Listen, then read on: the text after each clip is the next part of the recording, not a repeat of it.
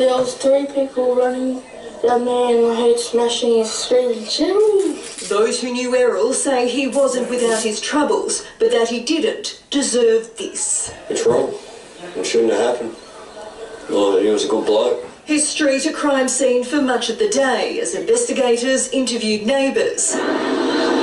3 men were stopped by police nearby, their cars searched and towed away. Any connection to the stabbing is still unclear. A gunman and 3 hostages are dead after a tense siege lasting almost 9 hours in California. The attacker fired at police before storming America's largest veterans' home and barricading himself inside. A massive response to an all too familiar call. That was mid-morning at the Yountville Veterans Home in California's Napa Valley. SWAT teams moved across the sprawling property, trying to contain a gunman. We are approaching this as an active shooter situation. There have been shots fired, exchanged with our deputies. There were bullets, many bullets fired. The lone gunman, dressed in body armour, loaded with ammunition and a semi-automatic rifle, burst into an employees' party at a private program caring for Afghanistan and Iraq war veterans suffering PTSD. It's believed he was asked to leave that same program last week.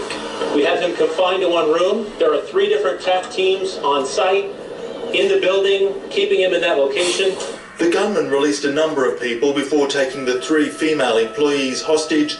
Larry Kamer's wife escaped. There was cake and, a little bit of a celebration, and then this man walked in with a gun.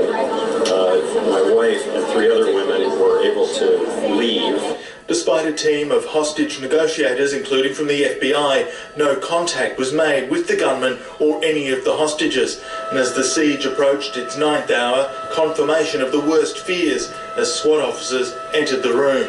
And unfortunately made the discovery of 3 deceased females and 1 deceased male suspect.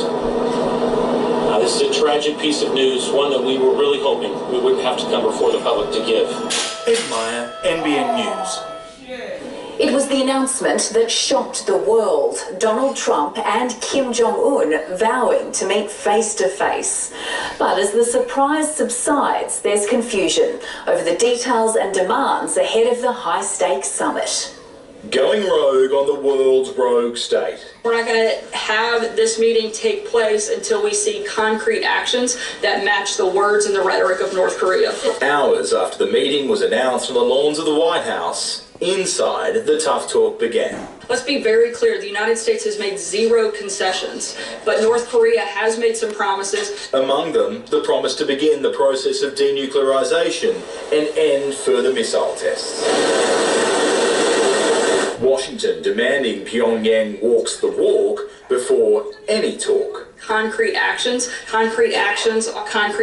that concrete steps and concrete actions. Less concrete, the time, date or location of the meeting that's being welcomed in Australia and around the world. We look forward to progress there, but I emphasise those sanctions must remain in full force, rigorously enforced, until such time. He commends the leadership and vision of all concerned and reiterates his support for all efforts towards the peaceful denuclearization